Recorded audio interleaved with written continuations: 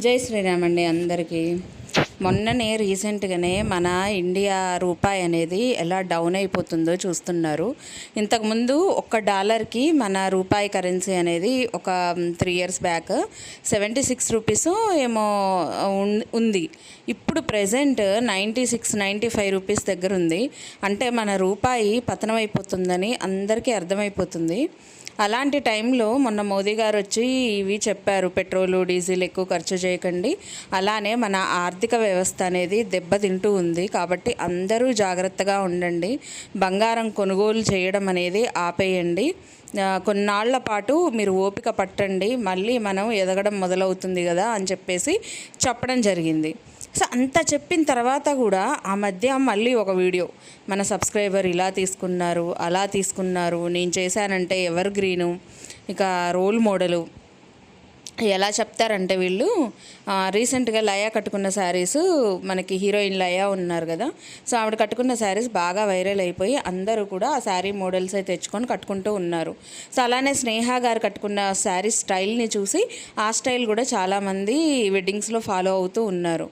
So ఇలాంటప్పుడు అసలు ఏదో వాళ్ళకి మించి యువతల మనిషి ఉన్నట్టు, వాళ్ళకి మించి ఈవిడకి పలుకుబడి ఉన్నట్టు, లేకపోతే ఈవిడ టేస్ట్ అనేది వాళ్ళకి మించి ఉన్నట్టు బిల్డప్ ఎందుకు ఇస్తారో అర్థం కాదండి.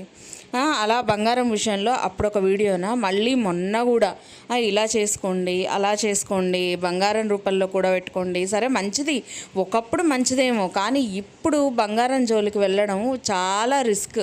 ఎందుకంటే మన ఆర్థిక వ్యవస్థ ఎలా ఉందంటే ఎప్పుడు ఎదుగుతుందో తెలియట్లేదు, ఎప్పుడు పడిపోతుందో తెలియట్లేదు.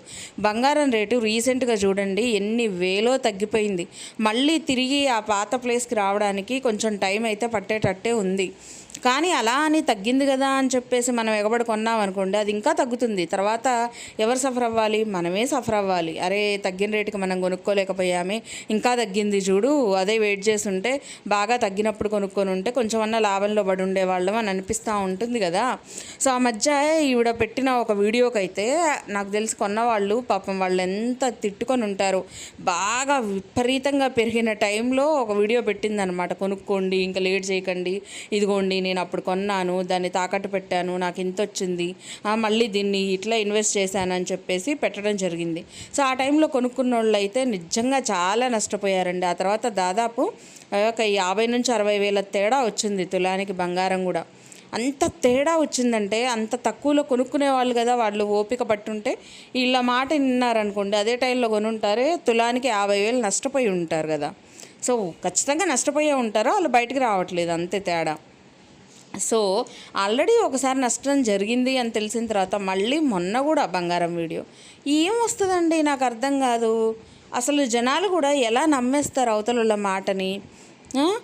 నమ్మేసి వాళ్ళు చేసినట్టే చేసేయడం, వాళ్ళు చెప్పిందే వినడం, ఏదో వేదవాక్కు లేకపోతే మా ఇంటి పండితుడు ఆయన చెప్పింది చేయాలి, లేకపోతే గ్రహాలు తారుమారు చేసేస్తాయి మన జీవితాన్ని అన్నంత ఇదిగా కొంతమంది గుడ్డిగా ఫాలో అయ్యి కొనుక్కునే వాళ్ళు ఉంటారండి. వాళ్ళు చాలా నష్టపోతారు. సో అది మాత్రమే కాక మనకి వయసుతో పాటు కొంచెం మన ఫేస్ అనేది మారిపోతూ ఉంటుంది. ఎలా మారిపోతుందంటే కొంతమందికి ముడతలు వచ్చేస్తాయి, కొంతమందికి బాగా ట్యానింగ్ పట్టేస్తూ ఉంటుంది, కొంతమందికి స్కిన్ బాగా డ్రై అయిపోతూ ఉంటుంది. సో అలాంటి సొల్యూషన్స్ అంటే అలాంటి ప్రాబ్లమ్స్ చాలా వస్తాయి, దానికి రకరకాల సొల్యూషన్స్ అయితే ఉంటాయి. కానీ మ్యాక్సిమం ఒక ఏజ్ పడిన తర్వాత సొల్యూషన్ వెతకాలి అంటే మీరు పార్లర్కి వెళ్ళి అక్కడ దొరికే సొల్యూషన్స్లో ఏదో ఒకటి మీరు యూజ్ చేసుకోండి, లేదా డాక్టర్ దగ్గరికి వెళ్ళండి. డాక్టర్ ఇచ్చిన ఆయింట్మెంట్స్, క్రీమ్స్ అలాంటివి యూజ్ చేయండి. డాక్టర్ ప్రికాషన్స్ ఇస్తారు కాబట్టి ఆ ప్రకారం మీరు ఫాలో అవ్వండి. కానీ అది ఏది కాకుండా ఈ మధ్యలో పుడింగుమని ఏ నాలెడ్జ్, అటు డాక్టర్లకు ఉండే నాలెడ్జ్ ఉండదు, ఇటు క్రీమ్స్ గురించి ఒక నాలెడ్జ్ అనేది ఉండదు. ఏదో ఎవరో వస్తారు ప్రమోషన్ కోసం, సో ఆ ప్రమోషన్ దగ్గర డబ్బులు తీసుకున్నామా, ఈ దిక్కుమాలిన క్రీమ్ ఉపయోగించండి, ఆ దిక్కుమాలిన క్రీమ్ ఉపయోగించండి, మీరు బాగా ఇదవుతారు, చాలా మంచిగా కనిపిస్తారు, మీరు చాలా స్మూత్గా అయిపోతారు, లేకపోతే అందులో ఫేస్ పెట్టండి, అదే స్కాన్ చేస్తుంది, అదే క్రీమ్స్ ఇస్తుంది అని చెప్పేసి చెప్తే నమ్మేసి అలానే చేసేస్తారు. తర్వాత మీ స్కిన్ అనేది డ్యామేజ్ చేసుకుంటారు. అరే ఓ పక్క మనం ఇంత మొత్తుకుంటున్నా ఇంకా కూడా అలాంటి యాడ్స్ అనేవి ఆపరండి, అలాంటి ప్రమోషన్స్ అనేది ఆపరు. డబ్బులే ముఖ్యం, మనకు విలువలు అస్సలు అవసరం లేదు. పైగా మళ్ళీ ఇంకో విషయం నాకు మళ్ళీ నవ్వొచ్చే విషయం ఏంటంటే, మొన్న ఆల్రెడీ వీడియో చేసి చీమలు తిన్నాయి అని ఒకటే ఆ చీమల్ని తిట్టుకుంటూ ఉంటే, నేను ఆ రోజు వీడియోలో చెప్పాను, అమ్మ మహాతల్లి అది చీమలు తినడం కాదు, మీరు నీళ్లు పోయలేదు, అవి ఎండిపోయింది, మట్టి మొత్తం ఎండిపోయి పగుళ్ళు కనిపించింది.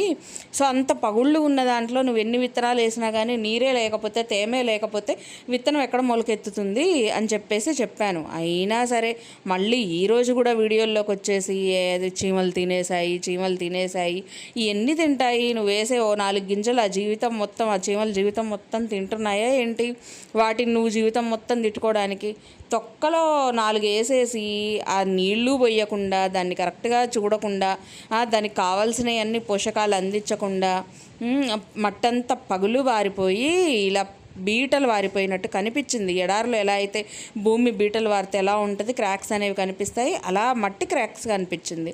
ఎలా వస్తాయండి? మనం గింజలు వేస్తే పోతే వచ్చేస్తాయా వాటికి అవి? పోనీ ఇది ఏమన్నా రెయినీ సీజనా, వర్షాకాలం అయితే పోనీలేమ్మా మనం పోయకపోయినా పైనుంచి వర్ణదేవుడు 4 చినుకులు కురిపిస్తాడు, చక్కగా నేలలో మొక్కలు మంచిగా జీవంతో ముందుకు వస్తాయి అని అనుకోవడానికి లేదు కదా. అసలు ఎలా చీమల మీద నెట్టేసి చీమలు తినేసాయి, అసలు వాటిని బతకనిచ్చేటట్లేదు. అసలు అంత చిన్న జీవరాశులు, వాటి మీద కూడా ఏడిపోయినా అండి. ఎందుకండి అంత ఏడుపు? అవి చెయ్యని తప్పుకు కూడా వాటిని తిడుతున్నారు.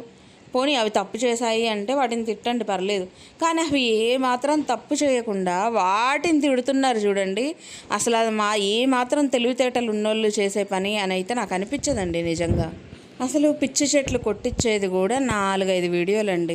పోయాము వచ్చాము అని చెప్పేసి అసలు ఏందో నాకు అర్థం కాని విషయం ఏంటంటే, ఏదన్నా ఒక వీడియోలో ఒక చిన్న బిట్ చెప్తే సరిపోతుంది, ఇలా కొట్టిద్దాం అనుకుంటున్నాము, కొట్టిస్తున్నాము అని చెప్పేసి తర్వాత కొట్టేటప్పుడు చిన్న క్లిప్ పెడితే పోతుంది. కానీ ఏందో అవి కొట్టేది కూడా ఇంతసేపు లాంగ్ వీడియో చేసి దాన్ని 1 నిమిషం పాటు పెట్టి ఎంతమందికి తెలియదండి? జేసీబీలైనా, ఆటోలైనా, ట్రాక్టర్లైనా, లారీలైనా ఇలాంటివి ఎవరికి తెలియదా అండి? ప్రపంచంలో ఎవరు చూడలేదా? అరే చిన్న పిల్లలే వాళ్ళ సబ్జెక్టుల్లో ఉంది, ఎల్కేజీ, యూకేజీ, నర్సరీ పిల్లల బుక్ ఓపెన్ చేస్తే అందులో వెహికల్స్ సెక్షన్కి పోతే చక్కగా అన్నీ కనిపిస్తున్నాయి. వాళ్ళే చెప్తున్నారు ఏది జేసీబీ, ఏది లారీ, ఏది ట్రక్, ఏదేంది అనేది చక్కగా పిల్లలే చెప్తున్నారు, ఏందో తెలియని వాళ్ళకు చూపించినట్టు. ఇదిగోండి ఇది పలానా ఎంత నాన్సెన్స్ ఉంటాయంటే వీడియోస్. అసలు ఒక లాజిక్ అనేది లేకుండా, ఒక యూస్ఫుల్ కంటెంట్ అనేది కాకుండా యూట్యూబ్లో ఎలా మనం ఎదగాలి అనేది కొంతమందిని చూస్తే నేర్చుకోవచ్చండి. నాకు కూడా ఒక్కోసారి అనిపిస్తుంది, ఈ అమ్మాయి ఇట్లా ఎదిగితే అయిపోయిద్ది కదా, నిజంగా వేలల్లో వేలు, లక్షల్లో లక్షలు సంపాదించేసుకోవచ్చు చక్కగా, నేను కూడా ఎన్నో ఇళ్ళు కొనుక్కోవచ్చు, ఎన్నో ప్లేసులు కొనుక్కోవచ్చు, ఇలాంటి పిచ్చ వీడియోస్ అన్నీ పెడితే సరిపోతుంది కదా అని నాకే అనిపిస్తుంది ఒక్కోసారి.